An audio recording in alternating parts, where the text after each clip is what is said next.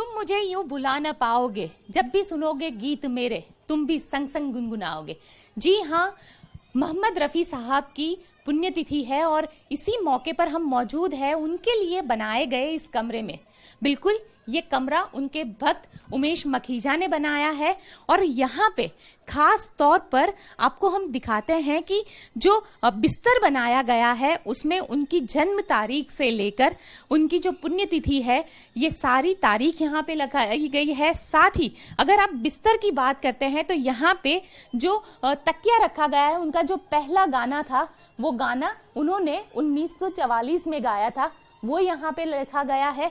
तो वही उनकी जो पुण्यतिथि की तारीख है उसे भी यहाँ पे दिखाया गया है। और सबसे दिलचस्प इस कमरे का जो पहलू है वो रफ़ी साहब की ये जो घड़ी यहाँ पे आप देख सकते हैं, 31/7 को जब रफ़ी साहब की मृत्यु हुई थी उस वक्त करीब 10:26 पे उनकी मृत्यु हुई थी और उस वक्त ये घड़ी यह रुक गई थी और वही टाइम आज भी इस घड़ी में रुका हुआ है। दरअसल जो ये कमरा बनाया गया है ये उमेश मखीजा ने बनाया है, रफ़ी साहब के भक्त है और उनकी जितनी भी ओरिजिनल चीज़ें हैं वो सारी उन्होंने यहाँ पे रखी है। बहुत कम लोग जानते थे कि रफ़ी साहब चश्मा भी पहनते थे। उनका जो चश्मा है ये उन्हें उनके परिवार के जरिए दिया गया है। रफ़ी साहब का परिवार जो है, उनकी बेटी, उनके जरिए दिया गया। रफ़ी साहब का ये बटुआ बहुत दिलचस्प है कि जब भी रफ़ी साहब गाना गाते थे और जो पैसे आते थे वो इसी में रखते थे और उसके बाद वो घर खर्च के लिए इस्तेमाल करते थे पैसे। सारी चीज़ें यहाँ पे आप देख सकते हैं। सिने म्यूजिशियन यूनियन का ये ओरिजिनल कार्ड है रफ़ी साहब का जो उमेश मखीजा के पास मौजूद है। यही नहीं, रफ़ी साहब की कुछ ऐसी गज़लें जो कि बिल्कुल ओरिजिनल गज़लें हैं, वो गज़लें भी यहाँ पे इनके साथ रिकॉर्ड में मौजूद है। आप देख सकते हैं ये ओरिजिनल गज़ल है जो कहीं पे भी कमर्शियल नहीं आई है, लेकिन रफ़ी साहब ने गाई थी। ये सारी चीज़ें यहाँ पे रखी गई है। तस्वीरों में आप देख सकते हैं सारी ओरिजिनल तस्वीरें हैं यहाँ पे रफ़ी साहब की, जो खास करके जिस तरीके से इसे सजाया गया है, इस कमरे को एक बेहद मंदिर की तरह ये इस कमरे को रखते हैं उमेश मखीजा हमारे साथ मौजूद है। और ख़ास तौर पर अगर हम बात करें तो रफ़ी साहब के चाहे जवानी के दिन हो, उनकी शादी की तस्वीरें हो, हर तस्वीर यहाँ पे लगाई गई है। और यही नहीं, उमेश मखीजा जिनके लिए मोहम्मद रफ़ी साहब उनके भगवान है, सुबह शाम उनकी पूजा अर्चना वो करते हैं और ख़ास तौर पर यहाँ पे दिया किया जाता है, अगरबत्ती की जाती है, वो भी मोहम्मद रफ़ी साहब के लिए। बेहद ये एक अपने आप में एक अनूठा उनका साथ है। उन्होंने कभी रफ़ी साहब को देखा नहीं है, लेकिन उनके ना होने का एहसास जो है वो यहाँ पे उनके पास है। खास करके उनके होने का एहसास यहाँ पे उन्हें होता है कि रफ़ी साहब इसी कमरे में बसे हुए हैं, उनके लिए वो उनके भगवान है। सुबह शाम पूजा अर्चना यहाँ पे होती है और ख़ास तौर पर भगवान की तरह पूजा जाता है उन्हें यहाँ पे। 24 घंटे उनके जो गाने हैं वो इस कमरे में चलते रहते हैं।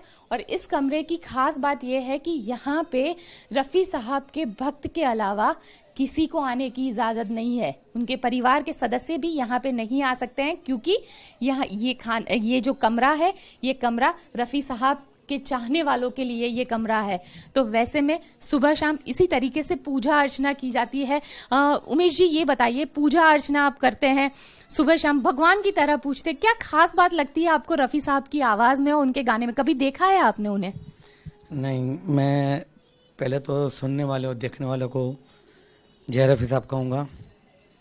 मैंने रफ़ी साहब को देखा नहीं है, लेकिन महसूस रोज़ किया है।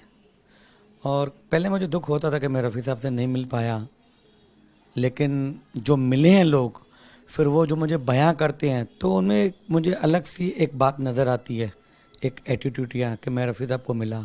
और फिर वही बातें, कभी भी कोई मिले कि रफ़ी साहब की वही पुरानी बातें, एक ही एक बात, मैं नहीं मिला। मैं ऐसे बदनसीब अपने आप को गिनता हूँ, लेकिन एक बात मैं सोचता हूँ हमेशा कि अगर मैं रफ़ी साहब को मिला होता तब तो शायद 1 या 2 बार मिला होता, लेकिन अभी मैं रोज़ मिलता हूँ। काफ़ी भावुक मौका है उनके लिए, क्योंकि रफ़ी साहब के ये बहुत बड़े भक्त हैं और ख़ास करके रफ़ी साहब के हर एक गानों का कलेक्शन। आपके पास कितने गानों का कलेक्शन है रफ़ी साहब का? ऐसे गिना तो कभी है नहीं, लेकिन काफ़ी है और कुछ बाकी भी है, क्योंकि रफ़ी साहब का कलेक्शन मैं नहीं समझता एक जन्म में कोई पूरा कर सके। ये बात मैं मान ही नहीं सकता हूँ। रफ़ी साहब ने बहुत कुछ गाया है और बहुत खजाना है रफ़ी साहब का। गाने हैं मेरे पास, बहुत कुछ है, काउंटिंग की कोई मतलब ही नहीं है, लेकिन जो है और जितना रफ़ी साहब ने गाया आज तक अमर है। मैं अगर काउंट करूंगा तो शायद कोई बोलेगा कि भाई इतने तो गाने रफ़ी साहब ने गाए ही नहीं है, क्योंकि रफ़ी साहब ही एक वाहिद सिंगर थे जिनका जो एक अंक है वो अभी तक ओपन नहीं हो पाया कि रफ़ी साहब ने गाने कितने गाए हैं। लेकिन मेरे पास 4,500 से ऊपर गाने हैं, आज की तारीख में है मेरे पास 4,500 के ऊपर गाना ऑलरेडी मेरे पास है। उसके बाद भी गाने तो खूट ही रहे हैं, लेकिन कोई बात नहीं है। रफ़ी साहब को मैं जब पूछता हूँ और रफ़ी साहब से जब मैं अकेले में बात करता हूँ तो मैं रफ़ी साहब को एक ही बात करता हूँ कि रफ़ी साहब जितना गाया सुना दो, और अगर आपके पुजारी भक्त पे तरस आता है तो दिलवा दो।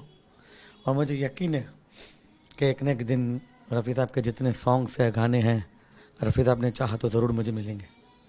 ये बताइए, आंखों से आंसू आ गए, रफ़ी साहब के होने का एहसास इस कमरे में आपको महसूस होता है? ज़रूर होता है, और रोना नहीं है ये एक किस जन्म का रफ़ी साहब और मेरा रिश्ता है मुझे नहीं मालूम। लोग मुझे पागल कहते हैं, मुझे मंजूर है, क्योंकि ऐसा पागलपन होना कोई गलत तो है नहीं। और रफ़ी साहब जैसी शख्सियत का पागल होना तो ये तो बहुत बड़ी बात है मेरे लिए, और पूरी दुनिया जानती है कि इतने सिंगर्स आ गए रफ़ी साहब के, लेकिन दोहरी शख्सियत के मालिक सिर्फ और सिर्फ और सिर्फ और सिर्फ रफ़ी साहब थे। लोग आज भी कंफ्यूज है कि रफ़ी साहब को अच्छा सिंगर कहें या अच्छा इंसान कहें। तो रफ़ी साहब जितने अच्छे सिंगर थे उतने ही अच्छे इंसान भी थे। रफ़ी साहब इस सदी के देव गायक है, एक फरिश्ता नुमा इंसान जिसकी माइनस पॉइंट ढूंढने में कम से कम आपको जन्मों जन्म निकल जाएंगे, कुछ नहीं मिलेगा, सिर्फ नेकियां ही मिलेगी। ये बताइए कि रफ़ी साहब के आप इतने बड़े फ़ैन हैं, रफ़ी साहब के लिए ये आपकी जो पागलपन है, आपका ये जुनून है, वो कैसे आया? देखो, मैं आपको गोपी जी बता दूं कि जब आदमी किसी का फ़ैन होता है या किसी से प्यार में डूबता है तो उसके लिए कोई क्लासेस तो होती नहीं है, कोई कॉलेज तो है नहीं, ये यहाँ से आता है। और जब आता है ना तो पता नहीं चलता है, पता हो जाने के बाद पता चलता है कि यार मैं तो इसका फ़ैन हूँ या मुझे इससे प्यार हो गया है। रफ़ी साहब मेरा भी कुछ ऐसा ही है, होते होते हो गया है। एक्चुअली में रफ़ी साहब के फ़ैन मेरा परिवार था, मेरे सब भाई थे, मेरी मम्मी थे, मेरे पापा थे, हमारे घर में पुराने गाने चलते रहते थे। फिर मधुबन में राधिका नाचे रे एक बार गाना हमारे घर में चल रहा था, तो मेरे भाई ने वापस रिपीट किया। मैंने बोला यार अभी एक बार ख़त्म हुआ, फिर वापस रिपीट किया। तो बोले सुन तो सही, वो जो मेरे भाई की जो बात थी वो मैं आज तक सुन रहा हूँ, जिससे मैं बाहर नहीं आ पाया। रफ़ी साहब के साथ इमोशनली कितना अटैचमेंट आपका हो गया है? लोग तो रफ़ी साहब का आवाज़ सुन के शायद इमोशनल होते हैं, मैं तो सिर्फ इस कमरे में आता हूँ या रफ़ी साहब की कोई ऐसी तस्वीर भी देख लेता हूँ, मैं ऐसी कोई तस्वीर भी देख लेता हूँ तो मैं इमोशनल हो जाता हूँ। क्या है मुझे नहीं पता, मैं खुद कभी कभी तो मैं खुद परेशान होता हूँ। क्योंकि जैसे भाई एक कोई गाना जहन में आया, रास्ते में हूँ मैं और मैं सोचूं कि घर जाके मैं तुरंत गाना सुनूंगा, यहाँ आऊँ और मैं गाना चलाया और गाना चलने के बाद मेरी हालत ये हो जाती है मैं गाना आधे बंद कर देता हूँ कि क्या पता क्या होने लगता है मुझे भी नहीं मालूम। बिल्कुल, काफ़ी भावुक मोमेंट है उनके लिए, क्योंकि जिस तरीके से वो दिल से जुड़े हुए हैं रफ़ी साहब के साथ, सारी चीज़ें, सारी एक एक चीज़ों को उन्होंने संजोया है, बटोरा है। उनके लिए इस कमरे का मतलब उनके खुद के एहसास का होना, और यही इसीलिए हम कहेंगे कि महकी महकी फ़िज़ा ये कहती है तुम कहीं आस पास ही हो।